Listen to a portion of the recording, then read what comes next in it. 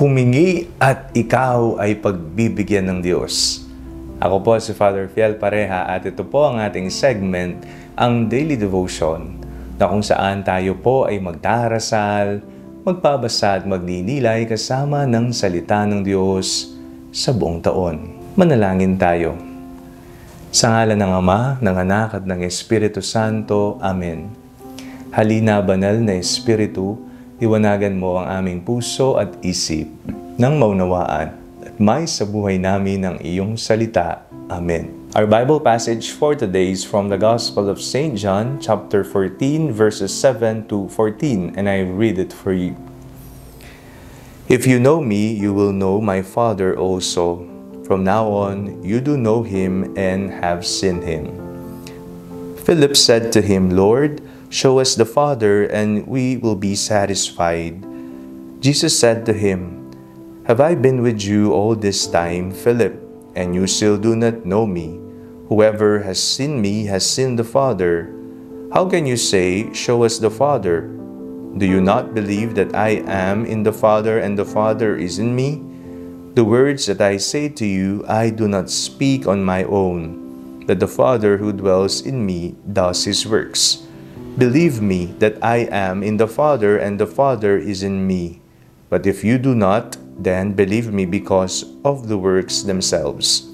Very truly I tell you, the one who believes in me will also do the works that I do, and in fact will do greater works than these, because I am going to the Father.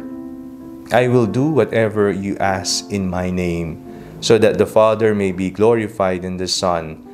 If in my name you ask me for anything, I will do it. Pakaganda po ng huling sinabi ng Panginoong Hesukristo. If in my name you ask me for anything, I will do it. Kung ano man ang iyong hihilingin sa ngalan ko, gagawin ko. Marami po sa atin ang nangangako. Pero kadalasan, napapako naman ng mga sinasabi, mga binibitawang salita sa atin.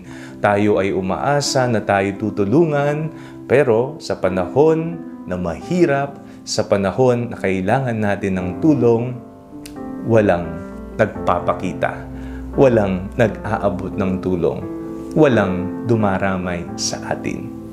Pero ibahin po natin ng Diyos. Kapag sinabi ng Diyos, gagawin niya. Kaya nga po, nung sinabi ng Panginoong Jesucristong humingi kayo sa aking ngalan, gagawin ko, ay talaga naman pong gagawin yan ng ating Panginoon. Manalig tayo sa Kanya na lahat ng ating pangailangan ay mapupunan sa ngalan niya. Sa mga pagkakataon na ating pong kinu-question o kaya hindi pinaniniwalaan dahil sa kakulangan ng pananampalataya natin sa Kanya, humingi po tayo ng patawad. At tayo ay palaging umasa na siya ay Diyos at mas malaki siya kaysa sa ating mga problema at mas malaki siya kaysa sa ating kakarampot na pangangailangan sa buhay. Manalangin tayo. Panginoong Hesus, maraming salamat po sa pagtulong sa amin. Sa iyong kagandahang loob, kami po ay pinagpapala. Amen. Sa ngalan ng Ama, ng Anak at ng Espiritu Santo. Amen. Huwag po ninyong kalimutang i-like ang video ito. Mag-comment po kayo and share it with your family and friends. Ang Panalangin Bago Matulog ay may sariling Facebook page na po. Huwag niyo pong kakalimutang mag-like at mag-follow dito, and do not forget to subscribe to our YouTube channel. I-click niyo lamang po ang link na nasa description ng video ito, o kaya naman po, just search Father Fiel Pareha. At kung nais nyo pong maging updated sa ating pagpapahayag, you can join our broadcast channel dito po sa ating Facebook page. God bless you po.